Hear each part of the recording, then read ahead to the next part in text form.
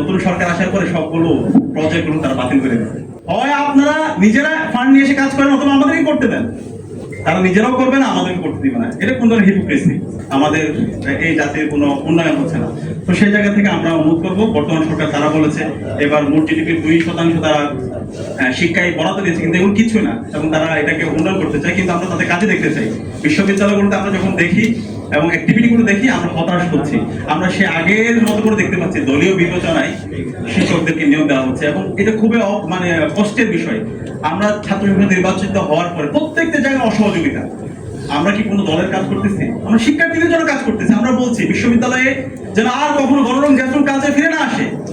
আমার যে ভাইটা কুড়িগ্রাম থেকে আসে, আমার যে ভাই বোনটা সে টেকনাফ থেকে আসতেছে, ঢাকায় তার কেউ নাই থাকার জন্য, আমরা চাই তাদের জন্য একটা সুন্দর একটা পড়ার টেবিলের ব্যবস্থা করতে, সুন্দর একটা রুমের ব্যবস্থা করতে, তার যেন কখনো আর গণরম গ্যাসরুম কাজে ফিরে যেতে না হয়। সেই জন্য 841 কোটি টাকা একটা প্রকল্প আসছে। এতদিনে সেই প্রকল্পের কাজ দৃশ্যমান হওয়ার কথা, কাজ শুরু হয়ে মোটামুটি 20 থেকে 25% হয়ে যাওয়ার কথা, কিন্তু আপনারা যেন অবাক হবেন, এখন পর্যন্ত এই প্রকল্প কাজ শুরু হয় নাই। তারা আবার রিভিউটা পাঠাইছে, আবার রিভিউ করে আবার করবে, এরকম করতে করতে আমাদের আশঙ্কা হচ্ছে এই প্রকল্প কখন ল্যাপস হয়ে যায়, কখন বাতিল হয়ে যায়। আমরা বেঁচে থাকতে এই ক্যাম্পাসে আর কখন গণরম গ্যাসরুম কালচার ফিরে আসছে সেটা দেবো না। এবং আমরা এই অন্তর্বর্তীকালীন সরকারের সময়ে ডাকসুর পক্ষ থেকে আমরা বিভিন্ন প্রজেক্ট নিয়ে এসেছিলাম শিক্ষার্থীদের জন্য।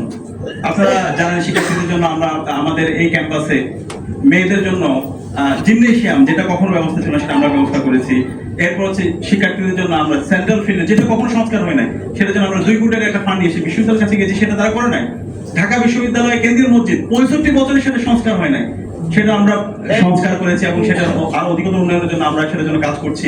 ক্যাম্পাসের সামগ্রিক নিরাপত্তার জন্য প্রত্যেকটা জায়গায় সিকিউরিটি স্থাপন করার জন্য আমরা ফান্ড নিয়ে এসেছি। ক্যাম্পাস যেন নিট এন্ড ক্লিন থাকে, সেই নিট এন্ড ক্লিন থাকার জন্য আমরা কিছু ডাস্টবিনের জন্য আবেদন করেছিলাম, সেটা অ্যাপ্রুভ হয়েছিল। পাশাপাশি ইনফ্রাস্ট্রাকচারাল ডেভেলপমেন্টের জন্য কিছু ভবনের ডেভেলপমেন্ট করা, রাস্তাঘাটের উন্নয়নের জন্য আমরা কিছু ফান্ড নিয়ে এসেছিলাম। যে পুকুরগুলো আছে ক্যাম্পাসে পরিবেশগত, সেই পরিবেশ সুরক্ষার জন্য সেই পুকুরগুলো সংস্কার করা, লাইটিং করা, সেটার জন্য আমরা কিছু প্রজেক্ট নিয়ে এসেছি। কম্পিউটার ল্যাব স্থাপন প্রত্যেকটা হলে যেন শিক্ষার্থীরা, বর্তমান যুগটা হচ্ছে টেকনোলজির যুগ, শিক্ষার্থীরা যেন বিভিন্ন প্রযুক্তির মাধ্যমে নিজেদেরকে উৎকর্ষ সাধন করতে পারে, নিজেদের সফট স্কিল ডেভেলপমেন্ট করতে পারে, সেরকম কিছু ফান্ড নিয়ে এসেছিলাম। কিন্তু দুর্ভাগ্যের বিষয়, নতুন সরকার আসার পরে সবগুলো প্রজেক্টগুলো তারা বাতিল করে দিচ্ছে।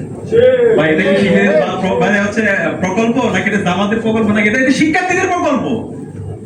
এবং যে প্রকল্পগুলো ইতিমধ্যে অনুমোদন হয়েছে সেই প্রকল্পগুলো বাতিল করে দিচ্ছে। হয় আপনারা নিজেরা ফান্ড নিয়ে এসে কাজ করেন অথবা আমাদেরকে করতে দেন।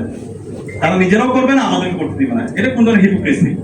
এই যে হিপোক্রেসি গুলো আপনারা করতেছেন, জাতির সাথে আপনারা যে হচ্ছে দ্বিচারিতামূলক আচরণ করতেছেন, এটা এর মাধ্যমে নিজের পায়ে নিজে কোড়াল মারতেছেন।